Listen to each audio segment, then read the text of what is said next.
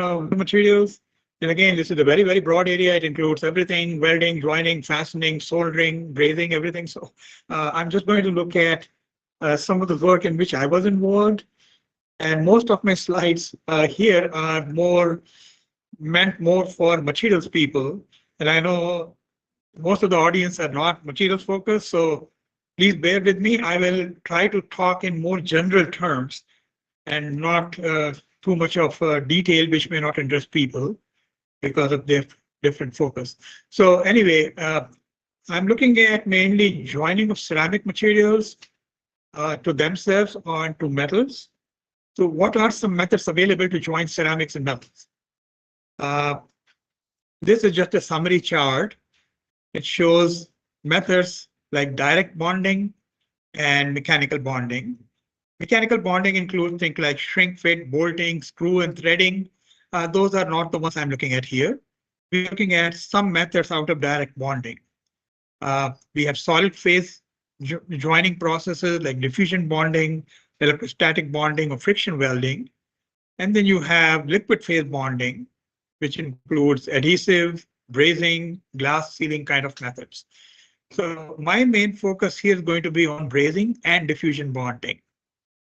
But these different methods are all used to make joints at high temperatures. So let us first look at brazing, and then later we'll look at some examples of diffusion bonding. So when you have brazing process, conventional brazing, you have something called moly-manganese process and metallization process. Remember, we are looking at joining of metal to ceramics. So ceramics and metals are not compatible. They have very different kind of structures and bonding, and therefore joining the two is very challenging. But people have come up with metallization process where you actually deposit a thin film of a metal using physical vapor deposition. We start with the ceramic like aluminum oxide. Then with PVD, you deposit a film of a metal and use that coated substrate for brazing purpose. So that is one approach that is currently used. An older process was the moly-manganese process, where you had actually the moly and manganese mixed together in a slurry or powder form, and that was applied to the ceramic substrate and sintered. And that would modify the structure of the substrate, make it more amenable to brazing process. The focus of my work has been on active metal brazing that does not require any kind of chemical fluxes. You just need high vacuum and an active filler metal to bond ceramics and metals. When you use conventional fluxes, when you have a brazing process, conventional process, you have to use certain fluxes for purifying the system. And these fluxes include fluoride compounds or pentaborate compounds. Some of these compounds are very corrosive, toxic. They can have health effects. So use of fluxes should be minimized. And to overcome fluxes, we can use vacuum brazing along with active metal brazers. So most of my work in this talk is going to focus on active brazers. What are some application areas that we worked on? We looked at turbine gas engine systems, where you have to join ceramics to metals. For example, ceramic blades may have to be bonded to a turbine disc. Or in solid oxide fuel cell assembly, zirconia may have to be joined to steel. Or YSD, zirconia stabilized zirconia, has to be joined to steel. So those kind of processes involve brazing. Heat exchanger elements. We can demonstrate high conductivity carbon-carbon composite sheet bonded to titanium tubes with high conductivity carbon foam in between. So all these three things are brazed together.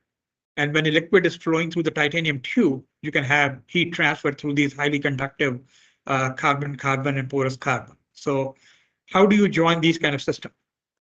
Another application area was a fuel injector for some aerospace applications. In this case, you have to join silicon carbide to an alloy, a COVAR, a low expansion alloy called COVAR. So COVAR tubes were bonded to silicon carbide wafers using brazing process. So you have the fuel being transported through the COVAR tubes, and air would be flowing through the perforated silicon carbide, and the mixture will be ignited in an injector, fuel injector. Another application was with ultra high temperature ceramic materials, mostly zirconium diboride based composites. Diborides are now of very high interest all over the world in aerospace industry and space industry because carbon-carbon composite cannot survive very high temperatures. A space shuttle used to use carbon-carbon, and carbon-carbon survives to about 1600 Celsius. But if you want higher speeds and higher temperature during re-entry, then you have to use diborides. So at some point in the application, the diboride has to be joined to some metallic elements. That has to be done using diffusion bonding or brazing process. And this is another application where turbine rotors and discs had to be bonded to one another using diffusion bonding or brazing. So these are some application areas. The main challenges in bonding ceramics to metals include two things. One is the poor wettability, because liquid metal don't. Challenge is residual stress. After you create a bond during the process or during the actual operation where temperature changes occur, the mismatch in thermal expansion could cause very large residual stresses and they might crack the interface. So a component might fail either during fabrication itself or during service. So whenever you talk about joining or integrating a joint in an action, you must address both things here. Wettability, how do you manage this? I will briefly mention about how we handle it. First, see what kind of alloys are used. We use what is called active braze alloys. They all contain an element which can chemically react with the ceramic to form a strong bond.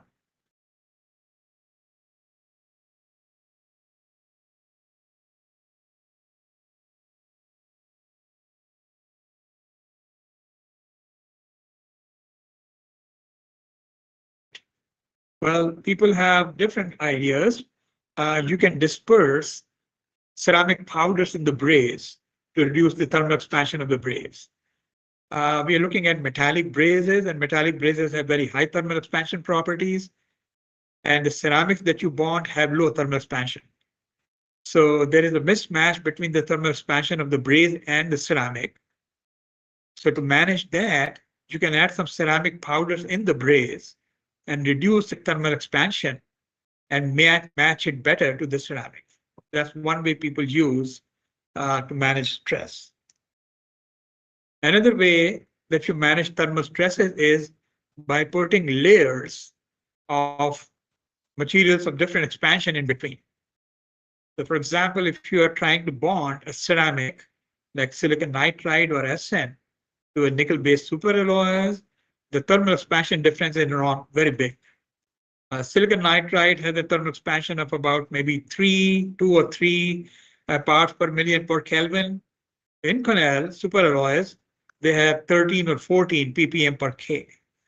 So if you join those two things directly with the braze, the bond will break very easily because of residual stresses. But if you insert very thin foils of metals like molybdenum, tungsten, nickel, tantalum, then you can manage the stresses. And that is possible because these foils or interlayers have different stiffness and different thermal expansion properties. So one has to use modeling approaches to figure out in what order these layers should be placed in the joint to get the best results. So some of the work that I will show has used these kind of interlayers. Well, an example is right here on this page. At the bottom, if you look at the micrograph, microstructure, you're looking at silicon nitride in the bottom side, Inconel on the top side, and in between you have layers of different metals and brazes. And this joint is very good. There is no cracking of any kind. The strength was also pretty high. Um, because I happen to be a materials person, I started looking at interfaces in more detail. So, but again, I'm not going to more details here. The whole idea is that after you make a multi-layer joint like this to manage thermal stresses, you want to also look at interface between each component. What kind of chemical reactions have occurred? What compounds have formed? Are they brittle compounds? Will they weaken the joint? Those kind of things. So we did a lot of TEM work, SEM work, and we found that there could be reaction layers at each interface. So this is silicon nitride joined to Inconel with tungsten and molybdenum interlayers. And these are again different areas showing the image of the areas here. Another multi-layer joint for silicon nitride bonded to Inconel is with tungsten and tantalum foils in between. The scale bar here is 50 microns, so you're looking at about 50 micron tantalum and maybe 30 micron tungsten or something. And in between each material, you have an active braze layer, a thin braze.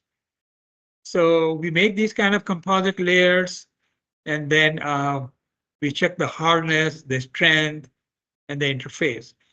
But the outcome is, maybe I can skip some of these figures because they show the metallurgy of the interface. The main outcome is shown in this table from a practical point of view. If you directly braze silicon nitride to superalloy Inconel, then the bond strength at room temperature is only about 9 megapascals. The bond is not very strong. But if you put tungsten and molybdenum between silicon nitride and Inconel, the bond strength increases on an average to about 54 megapascals. And why has this happened? The strength has gone up from 9 MPa to 54 MPa at room temperature. That is mainly because when you put these interlayers in between, the thermal stresses, the residual stresses are mitigated, they are lowered. In direct bonding, residual stresses weaken the bond. And even at high temperatures, when you have interlayers of these other elements, the bond strength remains reasonably high. Even at 750 Celsius or 800 Celsius, the bond strength is higher as compared to the room temperature bond strength of directly bonded silicon nitride Inconel. So the main takeaway is that if you can manage residual stresses in a joint, then you get very good quality material.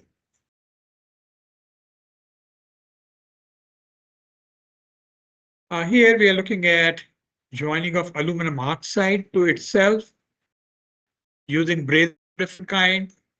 One braze had 4.5% titanium. And we looked at the interface and what kind of reactions occur in that system. The thickness of the reaction layer. That depends on many things. It depends on the amount of titanium in the braze, and it also depends upon the amount of porosity in the substrate in aluminum oxide. So we measured the thickness of the reaction layer in the alumina joint or braze to itself using a titanium silver copper braze. And what we found was that the thickness depended on the amount of porosity and also on the amount of titanium. This number 2, this braze has 4.5% titanium. Braze number 1 had 1.7% titanium, 1.75% titanium. So higher titanium gave you a thicker reaction layer and also a stronger bond. So yeah, this is the other one here with 1.75% titanium. So the reaction layer thickness also depends upon the amount of porosity in the substrate. we were using sintered alumina substrate with different amounts of porosity. And the percent titanium has a bigger effect on layer thickness as compared to the effect of percent porosity in the substrate. Again, TEM analysis, reaction mechanisms.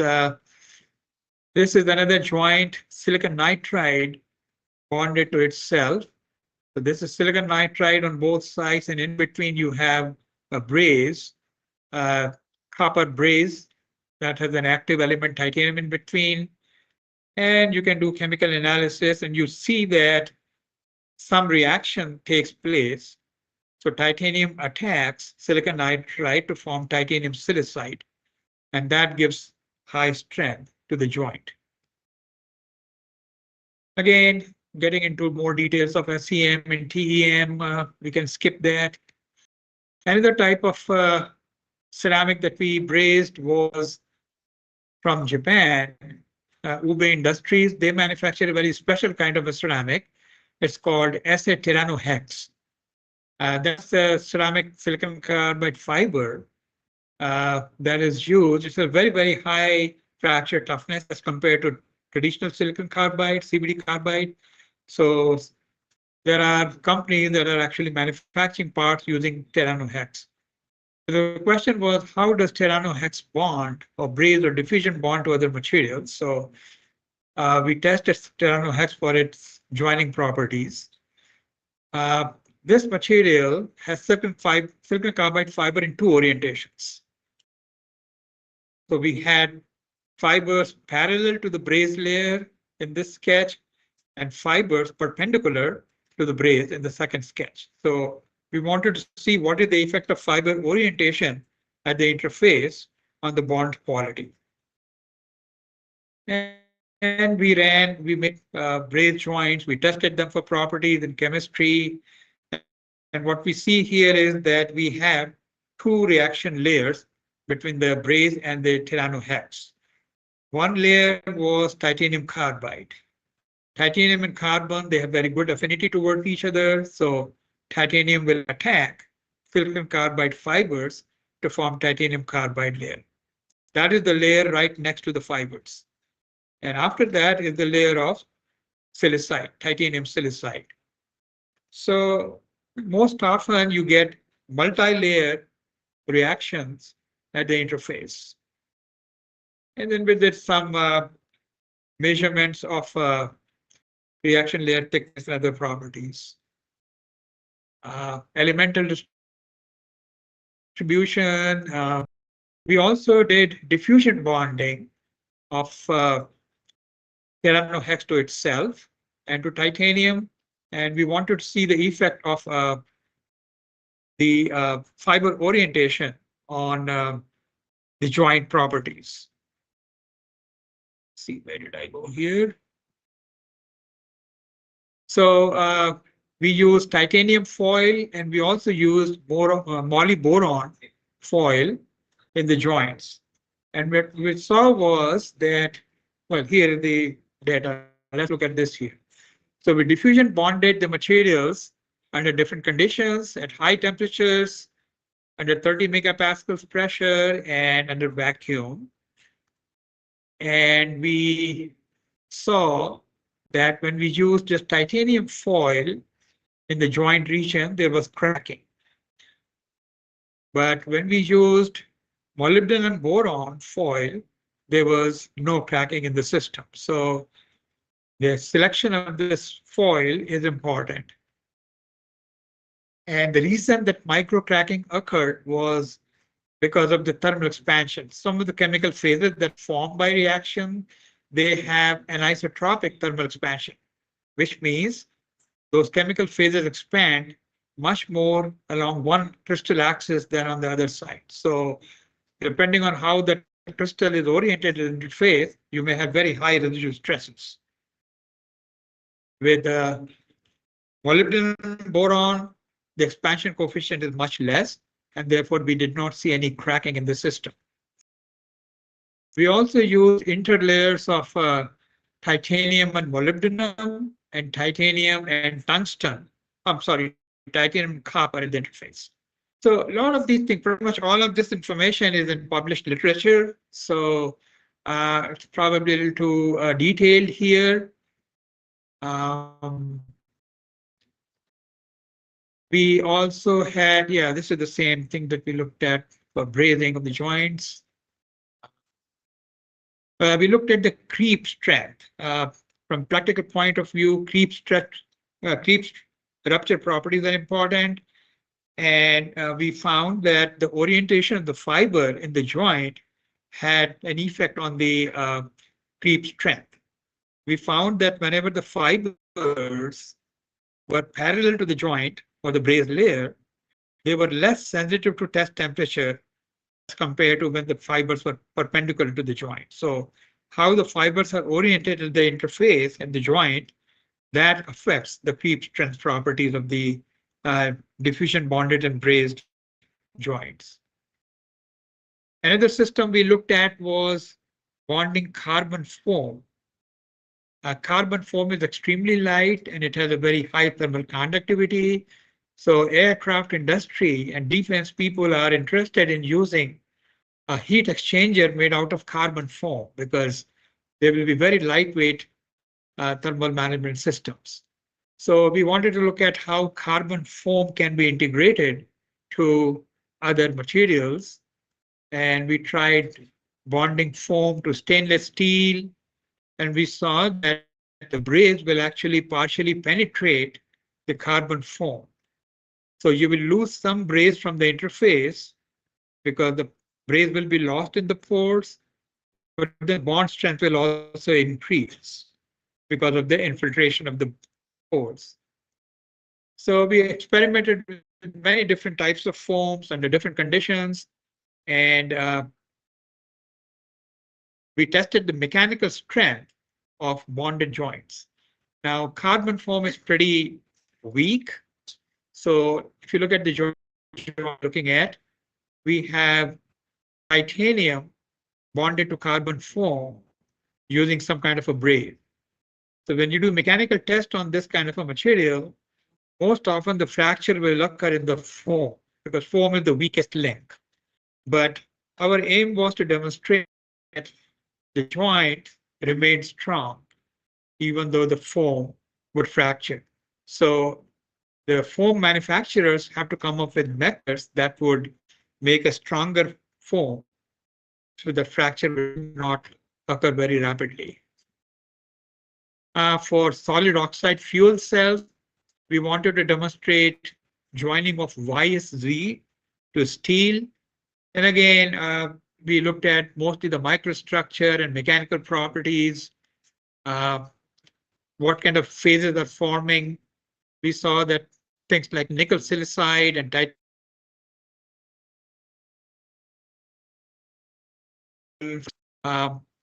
the type of braid that we use has an effect on properties. And then we did some bond strength measurements using this kind of a cross bonded joint. So this kind of a joint configuration is a standard thing because it allows you to do both tension test and shear test using the same kind of a composite sample. And we were able to get fairly high bond strength, shear strength, in the range of about 10 to 30 or 40 MPa. And there were many other systems we looked at. We looked at diboride-based composites, ZrB2-based composites that are being used at very, very high temperatures. So these is pretty much the last set of slides here, just a few slides. We are looking at ZrB2 composites containing silicon carbide. We want to see how they bonded to different materials. So this is what the composite looks like. You have ZrB2 containing silicon carbide and carbon, and then we bonded this to different metals using brazes. So again, I apologize. We have here all the material science kind of stuff. But we saw that there is a lot of infiltration and reaction layer forming in the system.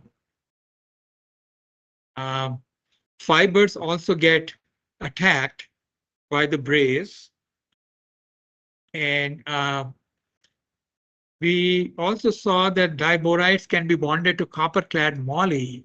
Copper-clad moly is used in some heat thermal management applications because here is what happens with copper. If you have molybdenum and copper layers around it, then you can control the thermal expansion and thermal conductivity because molybdenum has very low thermal expansion.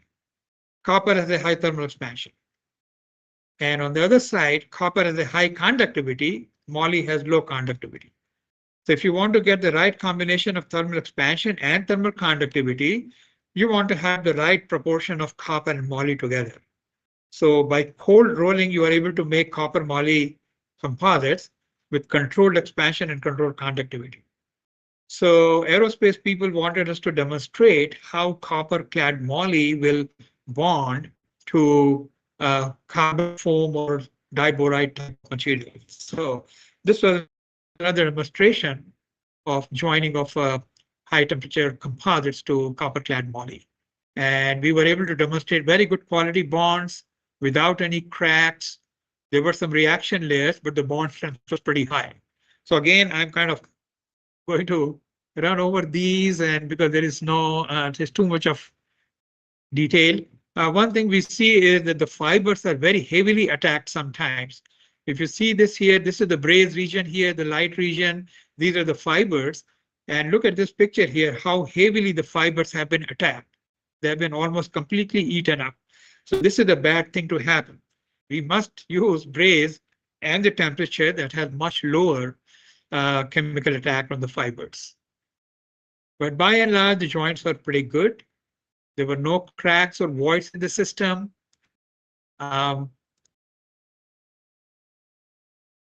We also used metallic glass braze to join zirconium diboride to titanium. So this is a zirconium diboride composite. On this side, this is the fiber, silicon carbide fiber. You have the braze and the titanium on the side. So there were some cracks, not in the joint, but in the original composite itself. And that is because making the ceramic composite is very challenging. It's impossible to get rid of all the pores and cracks in the ceramic composite itself. So again, I apologize for a little bit of a diffused set of slides and presentation, but the whole point I'm trying to make here is that when you join ceramics or ceramic composites to metals at very high temperatures using brazing or diffusion bonding, many things could be happening because the systems are reactive.